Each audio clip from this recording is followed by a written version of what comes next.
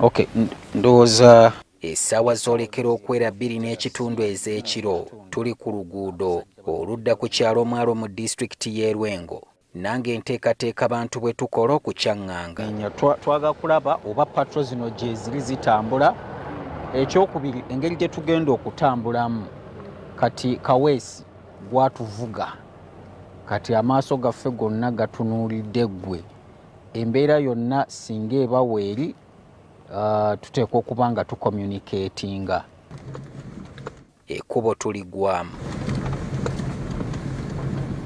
nga tubambaza akatemerera akawerako. Kyeraze lwatu nti abantu abali mu bifo ebiri mu bulabe bw'okulumbibwa bongedde okugondera ebiragiro ebibaweebwa ab'ebyokwerinda era ennyumba baziyingira bukyali. Naye sofa tetunnaba kulabawo mbeera yonna mu kkubo etiisa ng'oggyeko obunyeenyenkule n'ebikere. Ekyalo kisirifu wabula ennyumba bakira ze tuyitako abaayo balingiriza mu madirisa n'enzigi okwetegereza abantu abasaalimbira mu kitundu kyabwe. Waliwo we twatuuse ne tuwulira n'okuguluba mu nnyumba ekiraga nti abaamu baabadde beekukuma.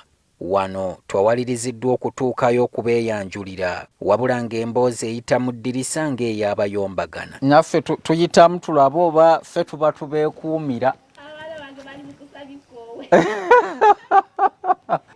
Nga tukyali awo mmotoka za buyonjo eziwenyuka obuweewo zaatusazeeko era okwetegereza ng'abavaamu basirikale. Mugyebale ffe tuli bannamawulire.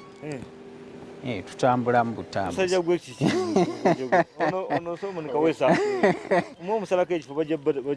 Vigilance ennungi. Kino kyoleka nti ekyalo kino kiri bulindaala okuyita ab'obuyinza singa baba baliko kye beekengedde. Amangu ago essimu endala evuga okuva ku kyalo Kingo era naffe tweyunze ku mugendo guno okugenda okulaba ogubadde. Nga twakagwa mu maka gano ate tuwulira enduulu ekyemmanga ng'abajambula batandise okumenya oluggi lw'omu ku batuuze.